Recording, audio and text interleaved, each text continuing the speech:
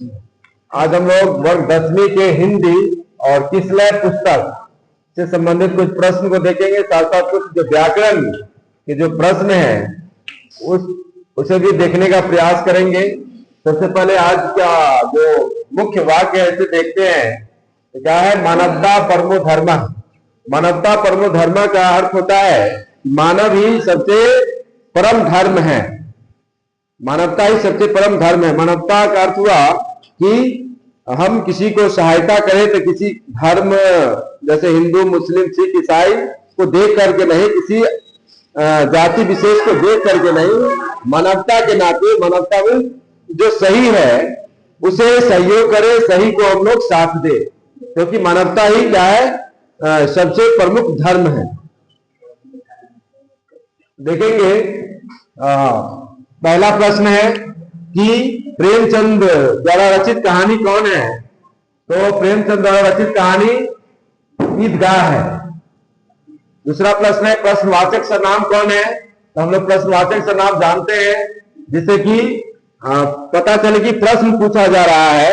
यहाँ पे देखिए कौन होगा? सी, कौन। इसमें से कौन जो है ये प्रश्नवाचक सर्वनाम है।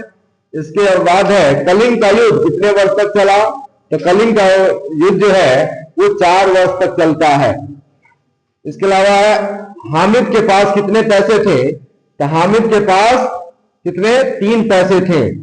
भेद, 8 भेद किसे होते हैं? यानी तो यहां देखेंगे कारक के 8 भेद होते हैं।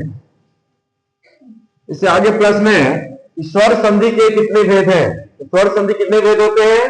5 होते हैं। केवल संधि पूछा जाता तो संधि के 3 भेद होते हैं।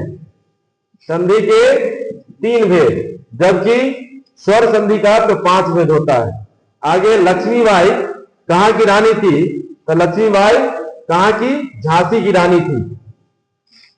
हामिद के दादी का नाम क्या था? हम लोग को याद रखना कि हामिद के दादी का नाम अमीना था।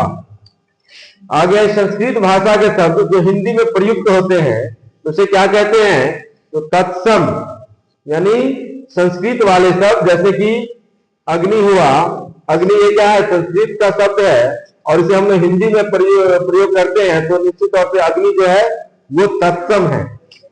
तो संस्कृत भाषा के शब्द जो हिंदी में प्रयोग होते हैं वो तत्सम कहलाते हैं। आगे प्रश्न है मैं स्त्री से युद्ध नहीं करूंगा, यह कथन किसका है? यह कथन अशोक का है। सम्राट अशोक, उन्होंने क्या किया था? स्त्री से यानी पद्मा से युद्ध करने से मना किए थे, इसलिए याद रखना है अशोक। आगे है गांव से ईदगाह की दूरी कितनी है? तो गांव से ईदगाह की दूरी 3 कोस है। कितना है? 3 कोस। ईदगाह कहानी का ये प्रश्न है। आगे बच्चे की दुआ कविता किसकी रचना है? बच्चे की दुआ कविता के लेखक कौन है? कवि कौन है? याद रखना है मोहम्मद इकबाल। आगे दीन बंधु निराला बराबर लिखते थे। लिखते में लिखते थे, किसके बारे में लिखते थे? दीन बंधु निराला हमेशा दीन के बारे में लिखते। दीन मीन्स गरीब, दो दीर्घी का दी और नौ, दीन मीन्स क्या होता है? गरीब, यानी वो हमेशा गरीब के बारे में ही लिखते थे, इसलिए हमेशा गरीब जैसे रहे जिंदगी भर, इसलिए क्या लिखेंगे यहाँ पे? गरीब। हमेशा वो गरीब के बारे में लिखते थे। उज्ज्वल का शब्द का संधि विच्छेद क्या होगा? इसका होगा उत्तजोर ज्वल।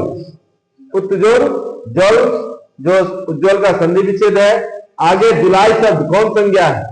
तो जुलाई व्यक्तिवाचक संज्ञा है। वही महीना रहता तो महीना हो जाएगा वो जातिवाचक, जबकि महीना का कोई भी नाम होगा तो वो क्या होगा? व्यक्तिवाचक होगा, या कोई दिन का नाम भी होगा तो वो भी व्यक्तिवाचक संज्ञा होगा। आगे नमाज खत्म होने के बाद लोग क्या कर रहे थे? तो नमाज खत्म होने के बाद लोग आपस में गले मिल रहे थे। आगे है उस मूल ध्वनि को क्या कहते हैं जिसका खंड ना हो? तो जिसका खंड नहीं होता वैसे मूल ध्वनि क्या कहलाता है? वर्ण कहलाता है। आगे प्रश्न है देशभक्ति कौन समास है? तो देशभक्ति को हम लिख सकते हैं देश के लिए भक्ति। देशभक्ति मीन्स देश के लिए भक्ति करने वाले को हम लोग क्या कहेंगे? देशभक्ति या देशभक्त कहते हैं। इसलिए क्या होगा? के लिए क्या है? कारक चिन्ह का है। कारक में वो भी संप्रदान का इसलिए क्या होगा यहाँ पे तत्पुरुष। तो कारक क्या होता है, तत्पुरुष में कारक का प्रयोग होता है, इसलिए हम यहाँ पे क्या करेंगे, इसका तत्पुरुष समास होगा। ईर्ष्या की बड़ी बेटी क्या है, तो निंदा है, यानी जिसके मन में ईर्ष्या होता है वो निंदा करता ही है। तो निश्चित तौर पे ईर्ष्या की बड़ी बेटी कौन कहलाता है, निंदा।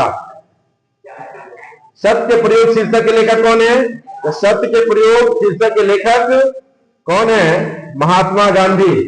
जिससे क्या होता है, लड़की को डायरी लिखने की प्रेरणा मिलती है। तो ये कौन है, सत्य प्रयोग के लेखक महात्मा गांधी। आगे है, मेरे पैर जलते हैं चप्पल ला दो काका। यह कथन किसका है, यह कथन किसका है, देखेंगे यह कथन खेमा का है। किसका है, खेमा का। क्योंकि जिस समय खेमा काम कर रहा होता है उस समय गर्मी का समय रहता है और उसके पैर में चप्पल नहीं रहता, जिससे काफी परेशानी उठाना पड़ता है। अंत में अपने शेख से कहता है कि मेरे चप्पल ला दो। 30 दिन यहां देखेंगे, 30 दिन किस विशेषण का उदाहरण है, तो 30 दिन में देखेंगे ये 30 संख्या है। जब ये संख्या होता है तो वह संख्यावाचक विशेषण कहलाता है। आगे देखेंगे त्रिभुवन। त्रिभुवन शब्द में कौन समास है, तो त्रिभुवन में देखेंगे यहाँ त्रि संख्या है, इसलिए क्या होगा, जिसका पहला पद संख्यावाचक होता है उसे क्या कहते हैं, द्विगु समास। तो यहाँ पे त्रिभुवन क्या होगा, द्विगु समास हो जाएगा। आगे प्रश्न है महाशया। महाशय, महाशय शब्द का स्त्रीलिंग रूप क्या होगा, तो महाशया। महाशया जो होगा वो महाशय का स्त्रीलिंग रूप है। इससे आगे देखेंगे प्रयास। प्रयास में कौन उपसर्ग है, तो प्र और यास, यानी प्र जो होगा वो उपसर्ग होगा, इसलिए इसमें प्र जो है क्या है, उपसर्ग है प्रयास शब्द में। अगला प्रश्न है, खेमा पर किसे दया आई। खेमा पर दया देखिए, शिक्षक, डॉक्टर, वकील, साधु नहीं। इस युग में भी सबसे दयावान व्यक्ति कौन है, शिक्षक है, इसलिए यहां लिखेंगे हम लोग शिक्षक की खेमा पर क्या आता है, दया आता है और उसे पढ़ाने के लिए ले जाता है। बुद्धम शरणम गच्छामि, यह कथन किसका है, यह कथन किसका है, सम्राट अशोक का है, जिन्होंने बाद में अंत में जाकर के बौद्ध धर्म को क्या करता, अपना लेता है और उसके शरण में चले जाते हैं। अगला प्रश्न, स्वर्ग का टुकड़ा किसे कहा जाता है, तो स्वर्ग का टुकड़ा छोटा नागपुर को कहा जाता है।